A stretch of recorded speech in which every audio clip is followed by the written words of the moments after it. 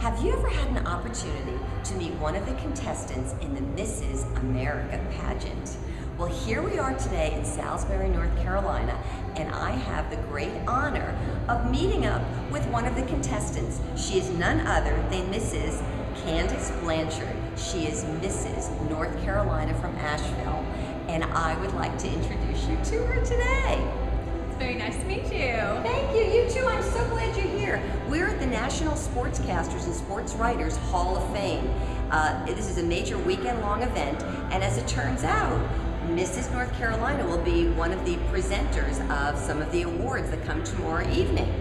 While she was here, I thought I'd take advantage of the opportunity to find out what's it like to be one of these contestants. My first question is this, though. What did you dream about when you were a little girl? I think as all little girls dream, you dream about your wedding, you dream about being a princess and finding your Prince Charming. So, I think that my life as a whole, I have a wonderful husband, I have a fabulous family, I have 3 children. And can you share with the audience how old they are? They are 12, 10, and 8. 2 girls and a boy. And I feel like I'm a princess every day because I have my Prince Charming, and life is fabulous, and I couldn't ask for anything any better. That is wonderful. What was it that brought you into this pageant? Had you been someone who participated in pageants earlier on? I had participated in pageants when, like a local high school pageant when I was younger, and 20 years ago. And I gained a lot of weight with all 3 of my children, and I really struggled with getting the weight off. And I kind of implemented something. I took a little bit of all the bad diets that you have that goes around that never work and never, you lose some weight and the weight never stays off. And so I kind of pulled bits and pieces of all of those and kind of found something that worked for me. And I really wanted to share that with women, and I knew someone who had been through this pageant system, and I really felt like it would give me a voice. And so that's why I decided to enter it.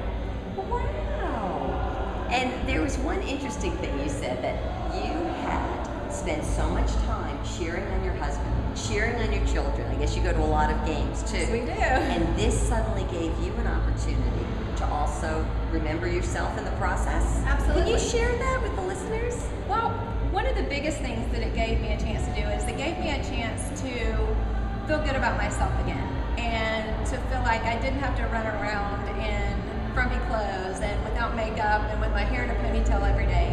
It kind of inspired me to get dressed up and to fix myself up and feel good about myself again. After having 3 children, you get grungy, and you don't necessarily, when you're a stay-at-home mom, you don't have the need to necessarily make yourself up every day. And I think I kind of got in a rut of being frumpy mom, and this kind of gave me a way. Losing the weight made me feel good enough about myself to want to dress better, to look better, and just to feel excited and not feel intimidated speaking to people. And so that was kind of the initial step in this process. It's very good. Tell me something. If you could speak directly to the women that are listening on the other side, being in the position you're in right now, having overcome the weight issue, getting into your rut, what would be the biggest message you would like to share with some of these viewers? I think the biggest message that I would like to share is for you first to take time for yourself and never take that for granted. For you and your husband, if you're married, take date nights, have a girls' night out every now and then, go get your pedicure and your manicure done, go get a facial, whatever it is that makes you feel good about yourself and makes you feel refreshed and renewed. Take care of yourself, and I think if we as moms and as women feel good about ourselves, then that trickles down, and I think that we function better. We function better as wives, and we function better as mothers if we feel good about ourselves and we don't have something going on inside of us that's kind of turmoil or something that makes us feel uncomfortable. I think you just took my last question right out of my mouth, because I was going to say, do you find that by spending a little bit of time on yourself, it not only adds to your life, but somehow it has a positive impact on those around you? And your answer is clearly... Absolutely, I think it does. I think that it gives you, I think you stand a little taller, your shoulders are a little higher, you smile a little brighter when you feel good about yourself. Not that everybody has to be a size 2. I don't think that's what the world wants us to be. I think that it's whatever you feel comfortable in. Whether you're a 12 or a 20, you feel good at, that makes you feel great as a person from the inside. I think that's what comes out.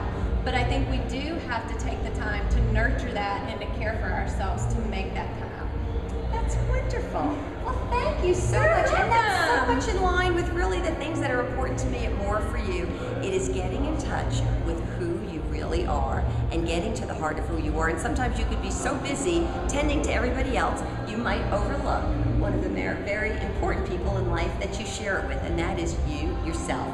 So this has been Maura4u right here in Salisbury, North Carolina with Mrs. North Carolina, Candace Blanchard. Candace, thank you so much. You're welcome. Thank you. And I Thank you. wish you success in the rest of your reign. Thank Bye-bye you. now.